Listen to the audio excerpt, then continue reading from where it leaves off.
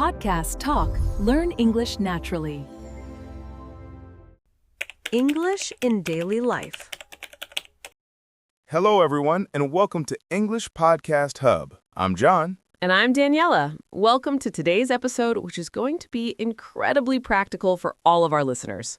Today, we're focusing on English in daily life, all the vocabulary, phrases, and expressions you need for everyday situations from the moment you wake up until you go to bed. We'll cover everything: morning routines, household activities, running errands, dealing with problems, social interactions, and evening routines. And we'll teach you natural, conversational English, the kind native speakers actually use, not textbook language. Plus, we'll include lots of phrasal verbs, idioms, and colloquial expressions that will make you sound more fluent and natural. But before we start, don't forget to subscribe, like the video, turn on notifications, and comment below. So let's start at the very beginning, waking up. Daniela, what are some common ways people talk about waking up in the morning? Well, the most basic is, I woke up at 7. But there are many variations. You might say, I got up at 7, or I was up by 7. Wake up is when you stop sleeping. Get up is when you physically leave your bed. Sometimes they're the same time, sometimes not. Right. You might say, I woke up at 6, but didn't get up until 6:30 if you stayed in bed for a while. What about alarm clocks? How do people talk about those? You set your alarm for a specific time. You might say, I set my alarm for 6:30 a.m. Then when it goes off, you either hit snooze or you turn it off. Hit snooze means you press the button to make it stop temporarily and give you a few more minutes of sleep. Turn it off means you shut it off completely. And if you sleep through your alarm, you might say, I overslept, or I slept through my alarm. Oversleep means you slept longer than you intended. It's usually a problem. Oh no, I overslept. I'm going to be late. Now let's talk about morning routines. What do people typically do after getting out of bed? Oh, there are so many. You do the dishes or wash the dishes. You do the laundry or wash clothes. You vacuum the carpet, mop the floor, dust the furniture. You make the bed, take out the trash or take out the garbage, tidy up or clean up, and straighten up, which all mean to organize and clean. Tidy up is British. Clean up is more American, but both are understood everywhere. What about cooking? Let's talk about kitchen vocabulary. Great topic. You can cook dinner, make lunch, prepare a meal, or whip up something, which is informal and suggests cooking something quickly and easily. You might chop vegetables, slice bread, dice onions, peel potatoes, stir the pot, or turn down the heat. When something is cooking, you might say, something smells good, or what's cooking, which can be literal or figurative, asking what someone is doing. And when the food is ready, you set the table or lay the table. That means putting out plates, utensils, glasses, etc. After eating, you clear the table, which means removing the dishes, and then you're back to doing the dishes. Now let's talk about leaving the house and running errands. What does run errands mean? Running errands means doing various small tasks outside the home, going to the bank, post office, grocery store, pharmacy, dry cleaners, etc. You might say, I need to run some errands this afternoon, or I have a few errands to run. Let's talk about specific errands. Going to the grocery store. What phrases do people use? You might say, I need to go grocery shopping, or I'm going to the store, or I have to pick up a few things. Pick up is very common for shopping. I need to pick up some milk means you need to buy milk. It's casual and suggests a quick trip. At the store, you might grab a cart or get a basket. In British English, a cart is called a trolley. You browse the aisles, check the prices, look for deals, or compare products. When you're ready to pay, you check out or go to the checkout. You might wait in line or, in British English, queue up. And you can pay by cash, credit card, debit card, and increasingly, mobile payment or contactless payment. Now let's talk about other common errands. Going to the bank, what vocabulary is useful there? You might need to deposit a check, withdraw money, transfer funds, open an account, or speak to a teller. A teller is the bank employee who helps you with transactions. An ATM is an automated teller machine where you can withdraw cash or check your balance. What about the post office? You go there to mail a package, send a letter, buy stamps, or pick up a package if you missed a delivery. You might ask, how much does it cost to mail this? Or what's the cheapest way to send this? Now let's discuss transportation. How do people talk about getting around?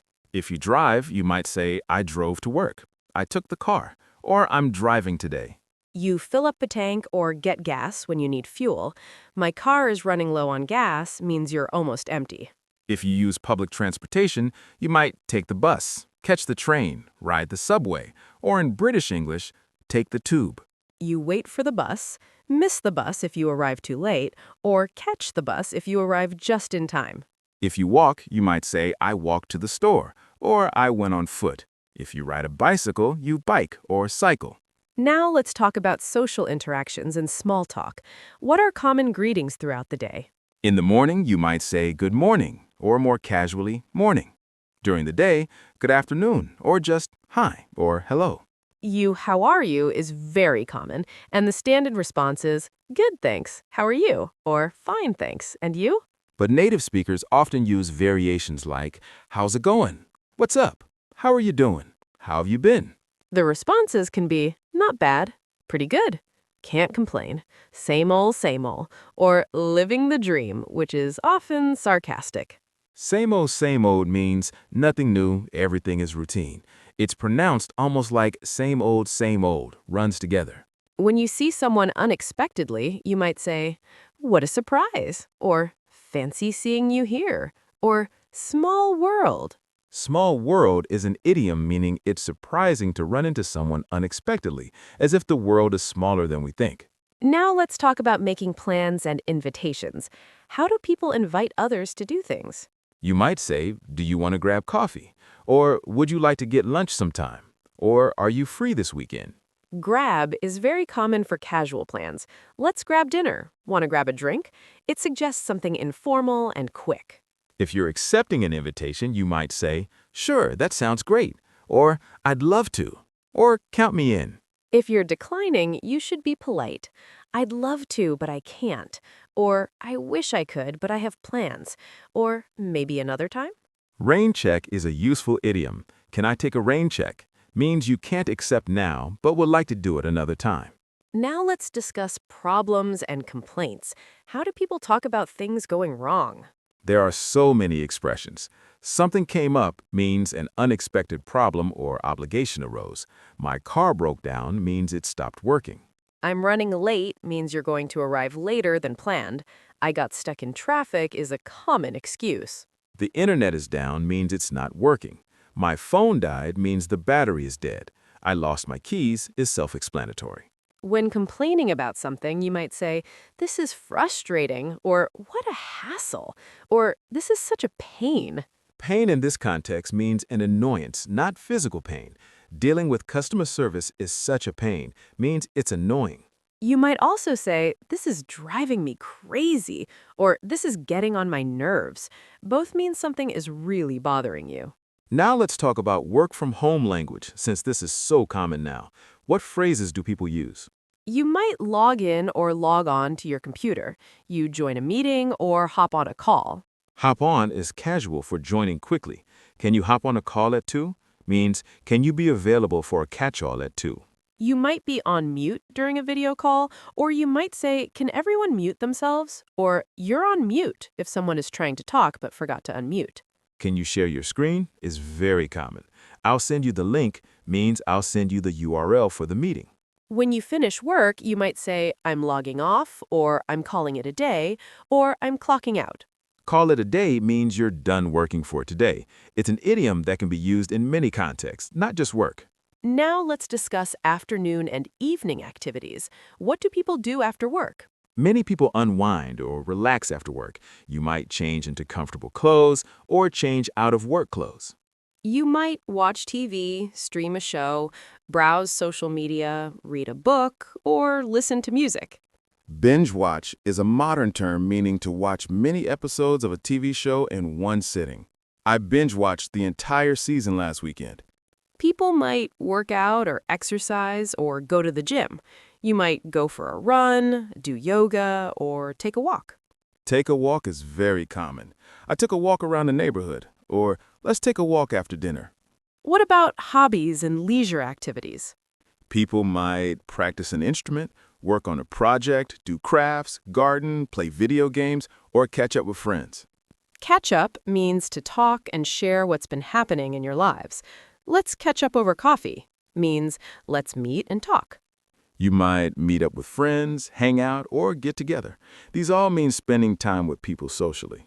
Hang out is very casual. Want to hang out this weekend means want to spend time together without any specific plan necessarily. Now let's talk about evening routines and preparing for bed. What vocabulary is important here? People might cook dinner or order takeout or get delivery. I don't feel like cooking tonight. Let's order pizza. After dinner, you clean up the kitchen, do the dishes, wipe down the counters, and put away leftovers. Later in the evening, you might get ready for bed, which includes brushing your teeth, washing your face, changing into pajamas, or putting on PJs. PJs is short for pajamas. It's informal and cute. I'm in my PJs means I'm already dressed for bed. You might set your alarm for tomorrow, charge your phone, lock the doors, and turn off the lights. Before sleeping, some people read in bed, scroll through their phone, meditate, or journal. And when you're finally tired, you might say, I'm exhausted, I'm beat, I'm wiped out, or I'm ready for bed. Beat and wiped out are informal ways to say you're very tired. I'm beat is very common. Now let's discuss weather talk, because this is huge in English-speaking cultures, especially British culture. Weather is a safe, universal small talk topic. You might say, nice day, isn't it? Or beautiful weather we're having. Or can you believe this rain? Common weather phrases include, it's gorgeous out, it's nasty outside, it's freezing, it's boiling, it's pouring. Pouring means raining very heavily. It's pouring outside, or it's pouring rain. You might complain, I can't believe it's still raining, or celebrate, finally some sunshine, or ask, what's the weather supposed to be like tomorrow? Now let's talk about phone calls and phone etiquette. How do people answer the phone? In a casual context, people usually just say, hello? Or, hi. If it's someone saved in their contacts, they might say, hey, what's up? In a business context, you might say, this is John speaking, or John Miller speaking, or just, hello, this is John. When you call someone, you might say, hi, it's Daniela, or hey, it's me, if they definitely know your voice. If you need to ask if someone is available, you say, is this a good time? Or do you have a minute? Or am I catching you at a bad time? To end a call politely, you might say, I should let you go, or I won't keep you, or I'll let you get back to what you were doing.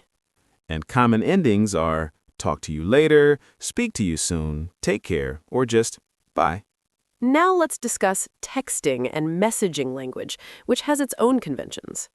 Texting is much more casual. People use abbreviations like LOL for laughing out loud, BTW for by the way, FYI for your information.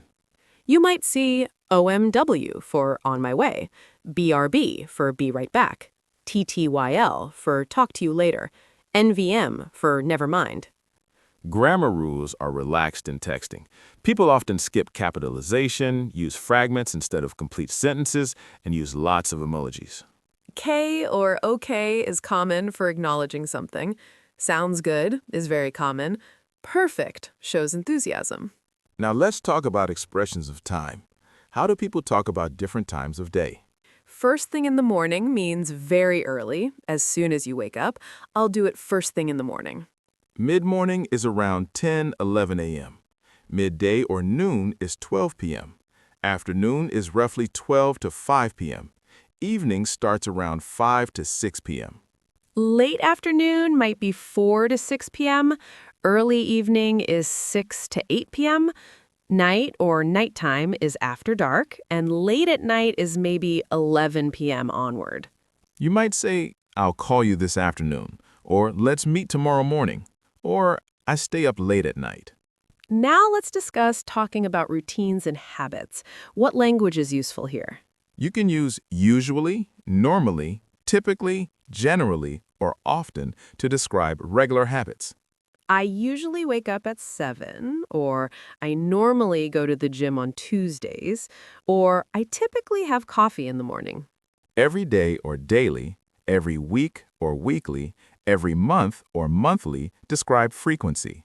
You might say, I work out every day, or I go grocery shopping weekly, or I get a haircut monthly. For things you don't do often, you might use rarely, seldom, hardly ever, or once in a while. I rarely eat fast food, or I hardly ever watch TV, or I go to the movies once in a while. Now let's talk about asking for and giving directions, since this comes up in daily life. If you're lost, you might ask, "Excuse me, could you tell me how to get to the train station?" Or, "Do you know where the nearest coffee shop is?" When giving directions, you might say, go straight, turn left, turn right, take the second left. It's on your right. You might use landmarks. It's next to the post office, or it's across from the bank, or it's between the pharmacy and the bakery. Distance phrases include, it's about 5 minutes away, it's just around the corner, it's down the street, or it's a few blocks from here. Now let's discuss polite requests and asking for help, which is crucial in daily life. The most polite way to ask for something is, could you please, or would you mind? Could you please pass the salt, or would you mind opening the window? Less formal but still polite is, can you, or will you? Can you help me with this? Or will you grab me a water? To ask for permission, you might say, "May I?" Or, "Do you mind if I?" "May I use your phone?" Or, "Do you mind if I sit here?" Common responses to requests are sure, no problem, of course, absolutely, or go ahead. If you can't help, you might say, "I'm sorry, I can't right now," or "I wish I could, but..." Always acknowledge the request politely. Now let's talk about expressing opinions and preferences in daily conversation. You might say, "I think," "In my opinion," "I feel like," "I believe," to introduce your thoughts. Personally, I prefer, I'm more of a person, I'd rather are ways to express preferences. I love, I can't stand, I'm not a fan of, I'm really into, express strong likes and dislikes.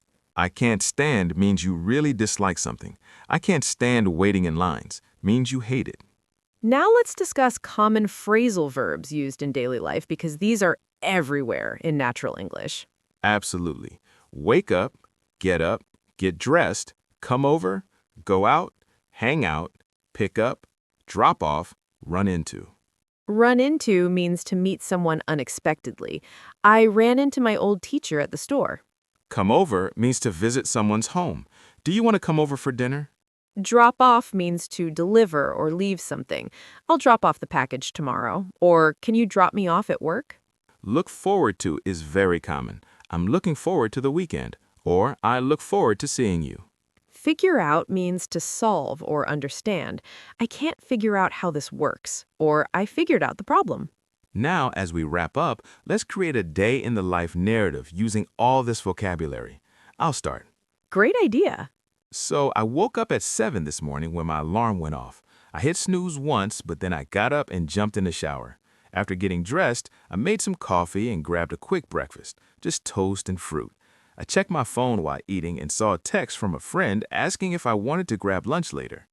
I replied, "Sure, sounds great." Then I did the dishes, made my bed, and headed out to run some errands. I needed to pick up a few things at the grocery store and drop off a package at the post office. On my way to the store, I ran into my neighbor, and we chatted for a few minutes about the beautiful weather. At the store, I grabbed a cart and browsed the aisles, picking up milk, bread, eggs, and some vegetables. I waited in line at the checkout, paid by credit card, and loaded everything into my car. By the time I got home, it was almost noon. I put away the groceries, tidied up the living room, and then logged onto my computer for a work call. The meeting ran a bit long, but afterward I was able to break for lunch. I met my friend at a cafe downtown. We caught up over sandwiches and coffee. After lunch, I came back home and finished up some work. Around 5 o'clock, I called it a day and changed into comfortable clothes. I went for a run around the neighborhood to get some exercise, then came home and took a shower. For dinner, I didn't feel like cooking, so I ordered takeout, Thai food. While waiting for the delivery, I scrolled through social media and responded to some texts. After eating, I cleaned up the kitchen and then settled on the couch to watch TV. I binge-watched a few episodes of a show I'm into. Then around 10 o'clock, I started getting ready for bed. I brushed my teeth, washed my face, put on my PJs, and set my alarm for the next morning. Before going to sleep, I read for about 20 minutes.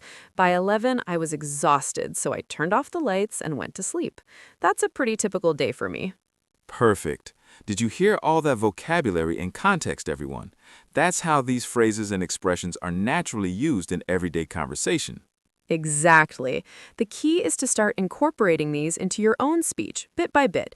Don't try to learn everything at once. Just pick a few phrases that are relevant to your daily life and practice using them. And remember, the more you use these expressions, the more natural they'll become.